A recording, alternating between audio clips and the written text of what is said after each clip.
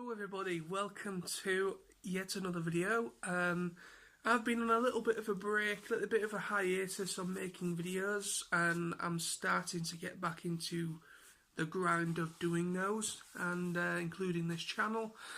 Thank you to my fellow co-host Sam, that has been, that has done a couple in my absence. But today is a very cool day because I finally got fully caught up with My Little Pony right up to the first episode of season 9.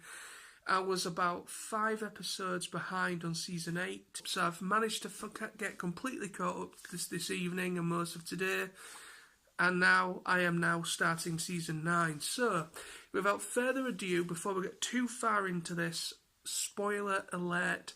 There will be many of you out there that have probably not up to scratch or haven't caught up to season 9 yet.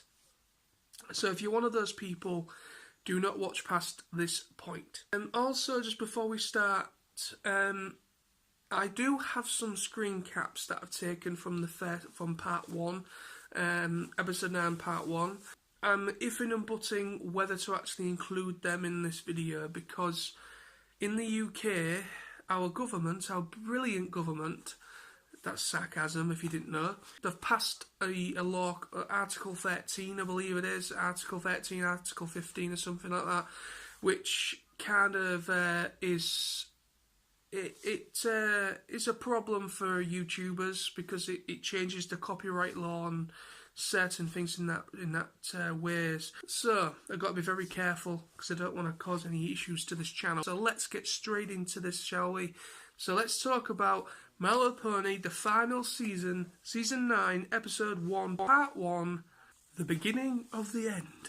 So what happens with this episode is that when we first open up, we're opened up to a frantic Twilight with Spike racing towards the palace to where Celestia and Luna are. They meet the rest of the characters and they go into the throne room completely frantic, wondering what the hell's going on. Basically, Celestia and Luna kind of have a bit of a laugh, giggle between each other and saying, it's nothing bad. Well, it's nothing bad, but there is more to the reason why we've asked for you to come. And when they're in the throne room, Twilight is given some very interesting news that she literally ends up freaking out from. And basically, Celestia and Luna announce to Twilight and the rest of the characters that they are considering to retire. And they're going to probably bestow the honour to Twilight and her friends. So they will become the guardians of Equestria, and obviously the rulers of Equestria as well. Obviously, this is mainly a big responsibility for Twilight, so all this responsibility will fall on her shoulders more than the rest, but they will all be the guardians of Equestria. So this news literally freaks her the hell out. So for all the episodes, she is freaking out. So as this episode progresses, basically, her friends are trying to kind of get through to Twilight, calm her down, and say, look, we're here for you. You're not on your own. We'll be there for you to support you. So as we get to more of kind of 10 to 15 minutes into the episode, we are then introduced to Chrysalis, that is talking to herself because she doesn't rule over anything anymore because the changelings were converted and made good, and then all of a sudden this big black, I don't know, it's just kind of like she's almost kind of pulled into this black void, and the same happen. We're then introduced to Tyrek and the little foal from season 8 finale. I've forgotten her name now, but anyways, Cozy Glow, there we go, Cozy Glow. We see them again and they are brought into this black void. And then we see, finally, this kind of must be some sort of seal, some sort of spell. You kind of see this, draw this big M and a circle, and brings back King Sombra. So then, the next scene we see is that we see all of them in this room, all back again, and they're all kind of arguing with each other as to who it was that was powerful enough to bring them to this, I don't know, to this place. And so in comes this character. It's never been in. This character has never been in Friendship is Magic before. Very first time ever appearing.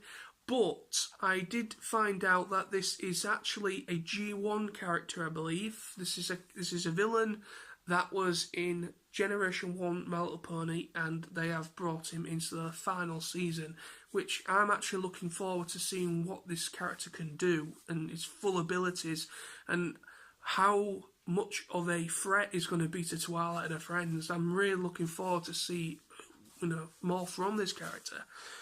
So this character's name is Grogar.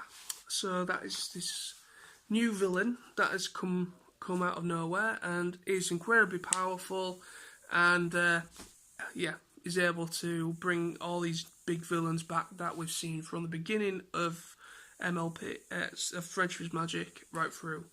So all the villains that we've met throughout the whole run, which is really cool actually. I really like this idea. So, as apparently King Sombra and Tyrek both know, well, even Chrysalis knows who this Grogar is, but Tyrek has a bit more of an idea of who this guy is, and Tyrek says that he knew of him from when he was when he was young, and obviously Tyrek is ancient. He's an ancient magical being. And he's probably, I don't know, probably about as old as Celestia and Luna. I don't know, maybe even older. Because even Celestia and Luna knew who he was. So he's a very, very old being. And to know that Grogar was known when he was a kid, that just goes to show you that I think some interesting stuff's going to happen with Grogar. Because he's an ancient being. He predates Tyrek. King Sombra kind of goes on his own little mission. He says that he doesn't follow rules, he follows his own rules.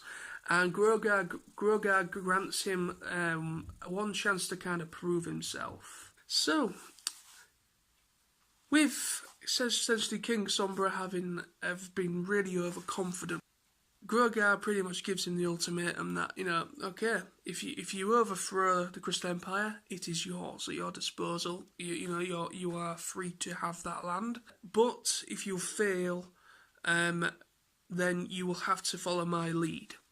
So, okay, so then he's then transported there. There he goes. He goes on his mission. He then enslaves pretty much all the townspeople, and then goes for the castle. And Cadence, they try to send a message to Twilight, but obviously the message does get to Twilight, but it's, obviously King Sombra comes into the castle, takes it over, tries to kidnap Flurry Heart, but ends up just taking over the castle and enslaving Cadence and everybody else, and all of the guards were all enslaved. But then obviously Twilight gets the message from Cadence, and then all of her friends then decide to go and save, Twilight wants to go and save her family, and so she goes off with her friends. They then get the elements of harmony, and then go and defeat King Sombra. Now, they essentially defeat him in a way, with a massive rainbow, like they did first of all when he first appeared. They used the elements of harmony to defeat him, so they essentially used the same tactic again. And this multicoloured rainbow ray just kind of hits him and takes him out.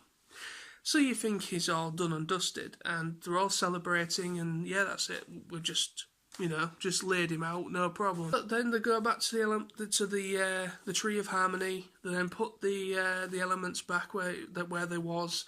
They come to walk out, and then this black oppressive, floaty cloud again, just appears around the tree. Then all of a sudden, the tree is literally just destroyed, and then King Sombra then comes back. King Sombra destroys the elements of harmony and the Tree of Harmony, and he returns. So yes, so that is the end of the episode. It was, just to clarify, I thought it was a brilliant episode of first part. I'm really looking forward to the conclusion of this episode. I'm interested to see more of Grogar and what the rest of the villains do, like Tyrek and all the others that have been brought back. And King Sombra looks like, obviously, I think a majority of them probably, or at least King Sombra probably might get defeated in part 2. That's obviously a given. It's obvious. But I'm kind of hoping the rest of them survive for a little bit longer into the season, just to kind of give them a final bow, because Chrysalis has been one of the she's been in more episodes than any other villain, and I would like Chrysalis to probably survive till quite far into the season to just give her a final bow, or see where they're actually going to go with her character afterwards, whether they're going to. I really don't want them to go down this road, but reformat her. And I personally don't want Chrysalis to be reformatted. I want it either to be defeated or go down all guns blazing, so to speak. And I don't want her to be reformatted because she's a brilliant villain. I love her as she is. But yes, so I'm really looking forward to the conclusion. Brilliant episode first episode for season 9. Really interesting two-parter. Looking forward to the rest. Thank you for watching. See you soon.